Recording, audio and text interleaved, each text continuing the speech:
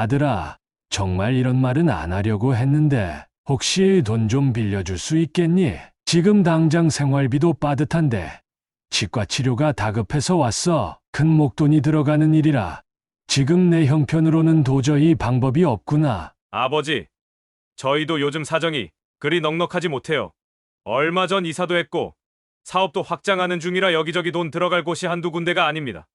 곧 시즌 신상품도 준비해야 하고 쇼핑몰 유지비에 직원들 월급까지 생각하면 빠듯해서요.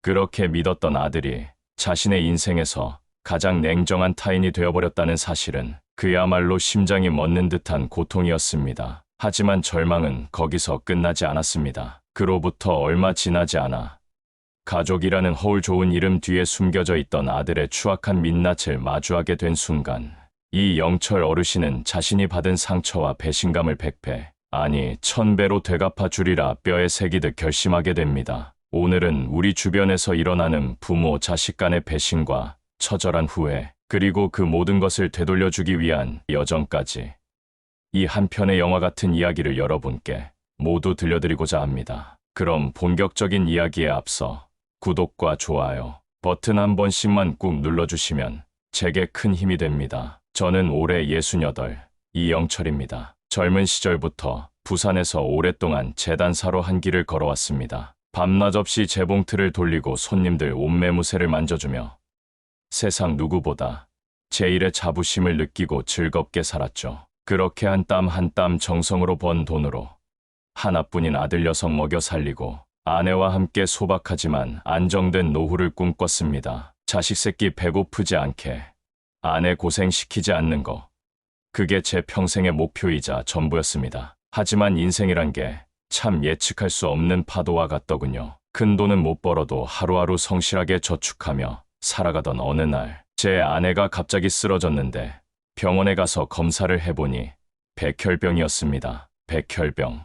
그것이 얼마나 무서운 병인지 몰랐습니다. 면역세포가 제 역할을 못하고 골수 기능이 망가지는 무서운 병이었죠. 수혈과 항암 치료가 반복되는 고통스러운 과정이었습니다. 게다가 나라에서 보험 적용도 안 되는 질병이라 더 큰 경제적 부담이 따랐습니다. 치료를 위해선 엄청난 돈이 필요했습니다. 수술, 항암 치료, 입원비, 새로 나온 신약은 약값이 어마어마했습니다. 결국 우리는 평생 모아둔 재산을 모두 쏟아부었습니다. 집을 팔고 심지어 대출까지 받아가며 아내를 살리려고 노력했죠. 하지만 결국 아내는 큰 빚만 남겨놓은 채 제 곁을 떠나고 말았습니다. 아내를 먼저 떠나보낸 슬픔도 잠시, 당장 생활비조차 막막해진 저는 치아에 문제가 생겨 하루하루를 고통 속에서 보내야 했습니다. 치과 치료는 목돈이 드는 치료라 엄두도 내지 못하고 진통제로 버티다 결국 염치불구하고 하나뿐인 아들 녀석을 찾아갈 수밖에 없었습니다.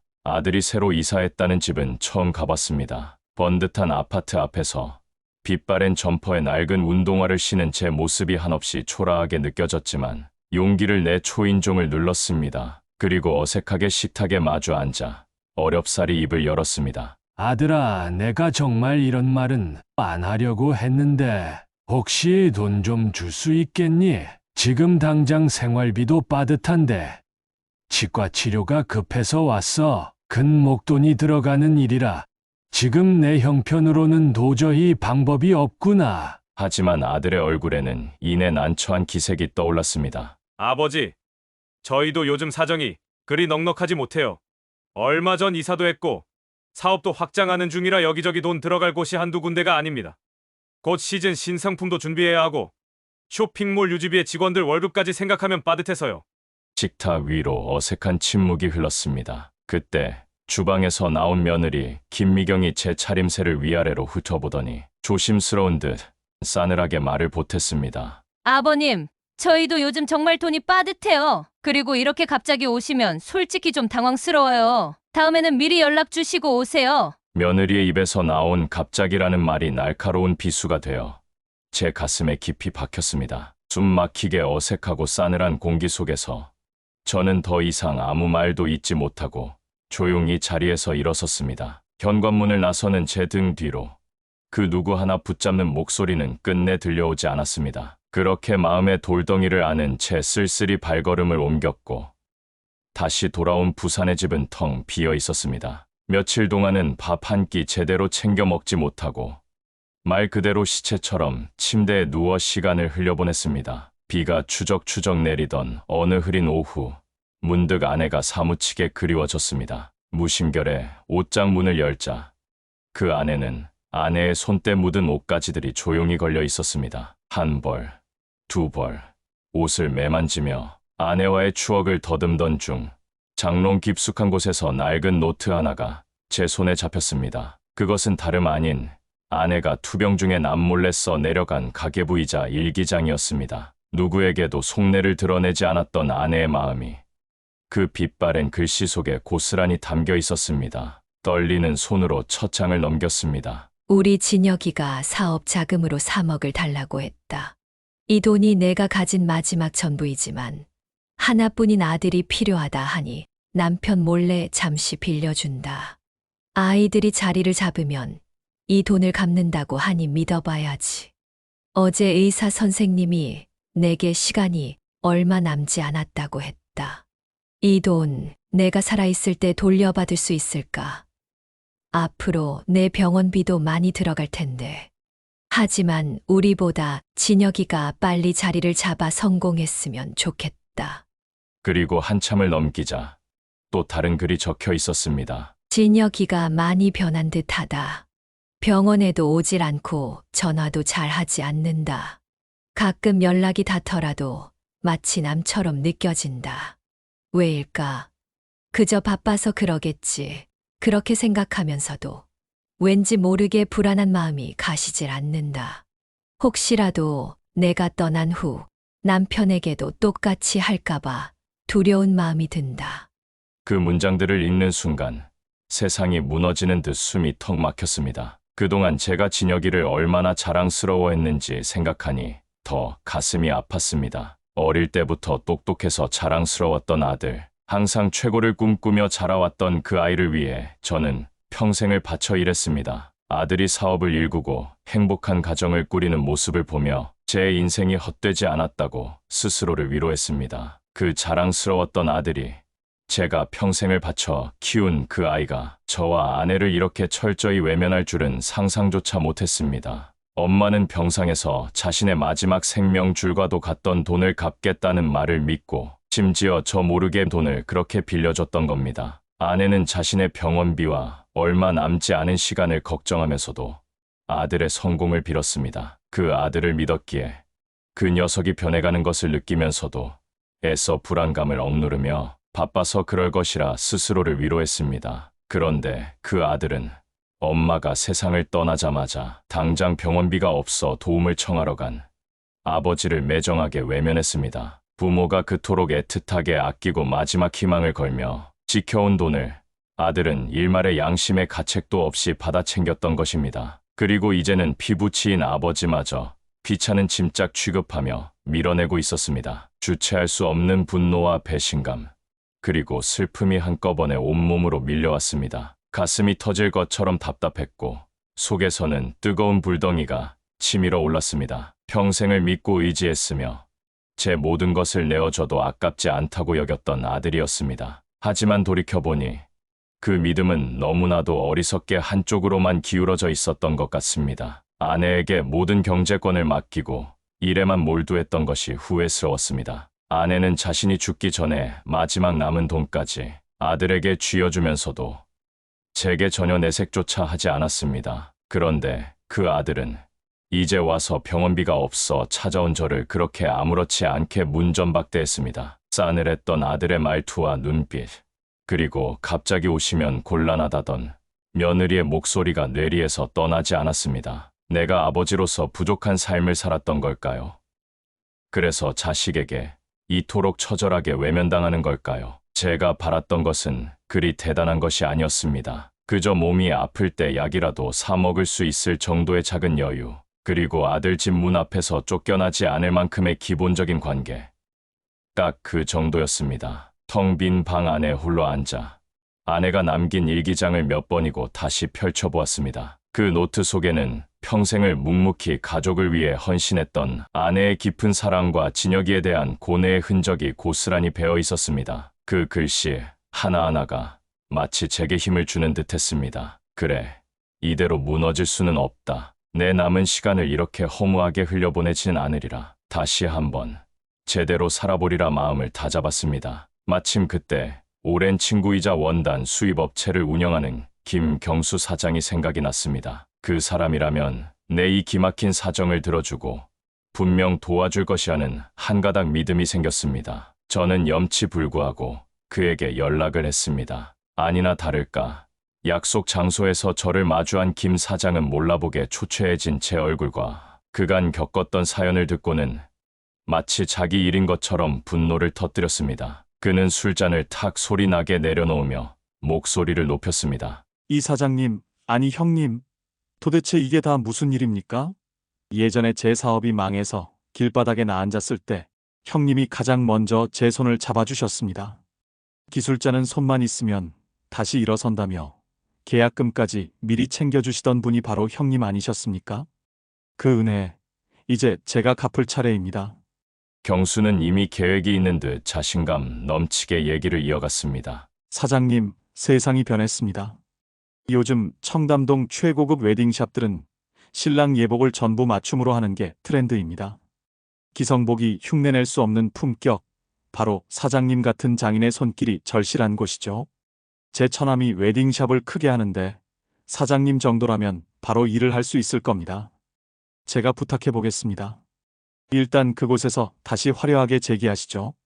며칠 후 경수의 도움으로 청담동에 있는 웨딩샵의 작업실에 일할 수 있게 되었습니다. 마침 그곳에서 오래된 경력자가 꼭 필요했던 참이라 기회는 생각보다 빨리 찾아왔습니다. 젊고 세련된 직원들 사이에서 처음엔 어색했지만 부드러운 원단을 손에 쥐고 재단 가위를 드는 순간 지난 40년간 내 몸의 일부였던 감각들이 세포 하나하나에서 깨어나는 듯했습니다. 내 손에서 탄생한 예복은 완벽한 실루엣과 몸을 감싸는 듯한 편안함으로 금세 VVIP 고객들 사이에서 입소문이 났고 저는 청담동 마스터 테일러라는 새로운 명성을 얻으며 잊고 지냈던 자부심을 되찾기 시작했습니다. 제가 청담동에서 자리를 잡고 있는 동안에도 아들 진혁이는 눈부신 성장을 거듭하고 있었습니다. 온라인 쇼핑몰은 거대 플랫폼으로 확장되었고 언론은 앞다투어 그를 조명했습니다. 저는 진혁이의 인터뷰, 기사들을 한 자도 빼놓지 않고 꼼꼼히 스크랩했습니다. 맨손으로 시작해 성공 신화를 이룩한 젊은 CEO. 어려운 환경을 극복하고 일어선 불굴의 열정 같은 온갖 미사역으로 화려하게 포장된 기사들이 자신의 서재 한편에 수북이 쌓여갔습니다. 결전의 날, 저는 동이 트기 전부터 일어나 제 손으로 직접 지은 몸에 완벽하게 맞는 최고급 수트를 차려입었습니다. 차가운 분노와 뜨거운 슬픔을 가슴 깊이 누른 채 저는 아들의 회사로 갔습니다. 강남 한복판에 우뚝 솟은 그의 회사 건물은 그 위용만으로도 사람을 주눅들게 했습니다. 로비에서 잠시 통화하고 CEO실로 향하는 내내 직원들은 제게 고개를 숙이며 예의를 갖춰주었습니다. 회장실 문을 열고 들어서자 거대한 통유리창 너머로 서울의 전경이 한눈에 들어오는 호화로운 공간이 나타났습니다. 아들 진혁과 며느리는 중요한 회의라도 하는 듯 심각한 표정을 짓고 있었습니다. 그러다 문 앞에 선 저를 발견하고는 마치 봐서는 안 될 것을 본 것처럼 순식간에 노골적으로 불쾌한 표정을 지었습니다. 진혁이가 먼저 입을 열었습니다. 그 목소리에는 짜증과 오만함이 가득했습니다. 아버지, 여긴 또 어쩐 일이십니까? 오시기 전에 미리 연락이라도 좀 주셨어야죠. 저희 지금 회의 준비 때문에 너무 바쁩니다. 용건이 뭔가요? 시간이 없으니 짧게 하시죠. 저는 잠시 아무 말 없이 아들의 눈을 똑바로 마주 보았습니다. 연락 없이 불쑥 찾아와 미안하다. 하지만 너희 부부에게 아주 중요한 할 말이 있어서 왔어. 너희 둘 다 여기 앉아봐라. 그 순간 사무실 안의 공기가 싸늘해졌습니다. 이제 제 아들에게 줄 제 인생의 마지막 가르침만이 남아 있었습니다. 그것은 결코 말로 하는 훈계가 아니라 제가 평생을 살아온 방식으로 직접 보여주는 것이어야 했습니다. 진짜 어른이란 돈에 많고 적음이 아니라 책임과 존중으로 관계를 쌓아가는 존재라는 것을 말입니다. 애들이 앉자 저는 아무 말 없이 들고 간 기사 스크랩 뭉치와 아내의 낡은 일기장 사본을 두 사람 앞에 놓인 테이블 위에 펼쳐 놓았습니다. 너희가 여러 언론을 통해 떠들어댄 그 자수성가 성공 신화 말이다. 내가 아주 감명 깊게 잘 읽어보았다. 참으로 눈물 없이는 볼 수 없는 감동적인 이야기더구나. 제 낮고 차분한 목소리에 오히려 진혁의 얼굴이 딱딱하게 굳어갔습니다. 그런데 말이다. 이 위대하고 감동적인 이야기에는 몇 가지 아주 중요한 대목이 빠져 있더구나. 예를 들면 내 엄마의 눈물과 한숨이 고스란히 담긴 일기장 속의 3억 원에 대한 이야기라든가, 아니면 당장 병원비가 없어 자식에게 구걸하러 갔다가 쫓겨난 내 아버지의 처절한 이야기 같은 것들이 통째로 말이다. 저는 품에서 명함 한 장을 꺼내 테이블 위로 조용히 내밀었습니다. 명함에는 모 신문사 기자의 이름과 연락처가 선명하게 찍혀 있었습니다. 내가 일하는 곳에 자주 오시는 아주 유능한 기자 양반이다. 얘기를 나누다 보니 이런 세상에 알려지지 않은 숨겨진 진실 같은 이야기에 아주 관심이 많더구나. 가령 이런 제목은 어떻겠니? 수십억대 자산가로 성공한 CEO 아들에게 처참히 벌어진 아버지, 눈물로써 신랑 신부의 예복을 짓다. 아주 그럴싸한 그림이 나오지 않겠니? 너희가 그토록 공들여 쌓아 올린 흙수저 성공 신화, 존경받는 젊은 경영인 이미지가 과연 어떻게 될까?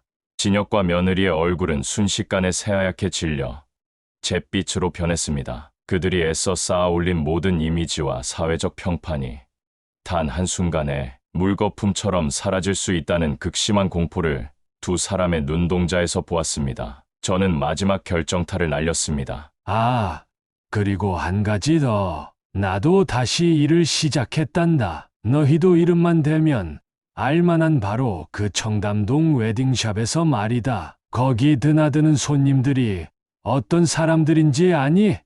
어쩌면 내 사업의 중요한 파트너가 될 수도 있고, 너희 회사의 미래를 좌우할 투자자가 될 수도 있는 그런 VVIP들이지. 그 사람들 귀에 이 아름다운 이야기가 들어가는 건 그야말로 시간 문제일 게다. 내 입에서 앞으로 또 어떤 이야기가 흘러나오게 될지는 너희 부부의 앞으로의 행동에 달렸다는 것만 명심하거라. 아들 진혁은 비로소 자신이 가진 모든 것을 한꺼번에 잃을 수도 있다는 현실적인 공포에 사로잡혀 의자에서 스르르 무너지듯 바닥에 주저앉았습니다. 며느리 역시 차마 고개도 들지 못한 채 파르르 떨리는 입술만 깨물고 있었습니다. 바로 그때였습니다. 절망에 빠져 고개를 숙일 줄 알았던 아들 진혁이 갑자기 실성한 사람처럼 웃기 시작했습니다. 처음에는 낮은 크크거림이던 것이 이내 어깨를 들썩이며 터져 나오는 광기 어린 폭소로 변했습니다. 아버지, 지금 장난하세요? 내 이미지? 내 평판? 그래, 기자 불러 한번 해보세요. 너 지금 뭐 하는 거냐? 이 회사요. 이거 다 껍데기예요. 속은 텅 비었고 남은 건 빚더미뿐이라고요. 어머니가 주신 3억, 그거 사업 자금 아니었어요. 이미 터져버린 빚 막느라 사채업자한테 갖다 바친 돈이라고요. 지금 이 회사 당장 내일 망해도 이상할 게 없어요. 그 자수성가 신화 다 투자금 더 받으려고 언론에 돈 주고 만들어낸 쇼라고요. 제 복수 계획이 손에 쥔 칼날이 한순간에 녹아내리는 기분이었습니다. 아들은 이미 몰락해 있었고 제 위협은 빈 껍데기에 칼을 대는 것과 같았습니다. 기자 부르세요. 제발. 그 기사 터지면 제일 먼저 누가 달려올 것 같아요? 은행? 아니요. 제 목숨줄 쥐고 있는 사채업자들이에요. 아버지, 제 명예를 망가뜨리겠다고요? 전 이미 망했어요. 아버지가 원하는 게 제 파멸이라면 미리 축하해요. 아들의 절규에 저는 할 말을 잃었습니다. 그때 지금까지 겁에 질려 입술만 파르르 떨고 있던 며느리가 갑자기 차가운 얼굴로 소리쳤습니다. 아버님, 정말 대단하시네요. 그런데 어쩌죠? 상황이 좀 더 복잡해서. 그녀는 제 앞에 놓인 일기장 사본을 손가락으로 가리켰습니다. 그거 사채업자에게 다 준 돈이에요. 어머님이 아들 살리려고 준 돈이었어요. 일기장엔 차마 그렇게는 못 쓰셨나 보네요. 그러니까 빌려준 돈이 아니란 말이에요. 기자요?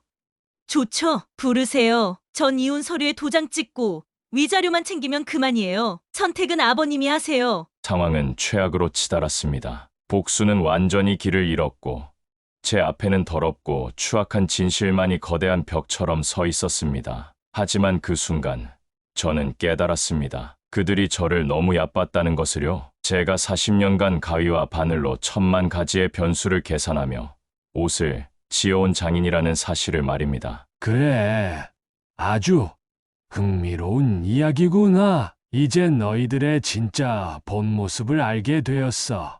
그리고 테이블 위로 녹음기를 꺼내며 이렇게 말했습니다. 역시 김 사장이 얘기해준 대로 하길 잘했어. 하마터면 너희들에게 또 당할 뻔했어. 그때 녹음기에서 빨강 불빛이 깜빡이고 있자 방금 전까지 의기양양하던 며느리의 얼굴에서 처음으로 미소가 사라졌습니다. 내가 여기까지 올 때 그런 조사도 하지 않고 왔겠니? 엄마의 일기장에 보면 너희에게 돈을 준 게 아니라 빌려줬다는 상황이 아주 잘 설명되어 있어. 그리고 너희 회사 재무는 이미 다 조사하고 왔어. 그러니 늙은 아버지 속이려 하지 말고 내일까지 내 돈 바로 갚아라.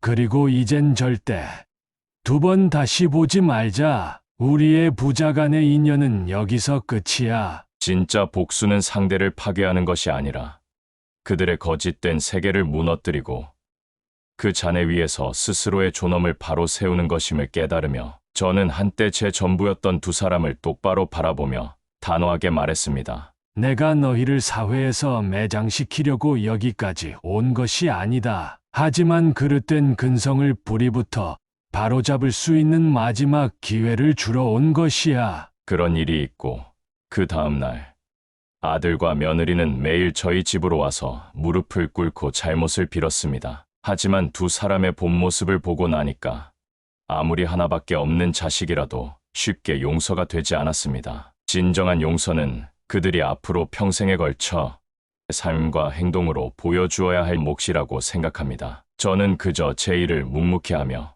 제 남은 인생을 품위 있게 재단하고 있을 뿐입니다. 그리고 그들이 진정한 어른으로 존경받는 인간으로 거듭날 수 있을지를 저 멀리서 그저 지켜볼 따름입니다. 진정한 복수란 상대를 무너뜨리고 파괴하는 것이 아니라 나 자신의 존엄과 가치를 되찾고 상대가 스스로 깊은 부끄러움을 깨닫게 만드는 것임을 저는 오늘도 가위질을 하며 매일같이 배우고 있습니다. 여러분, 오늘 제 이야기가 혹시 무겁게 느껴지셨나요?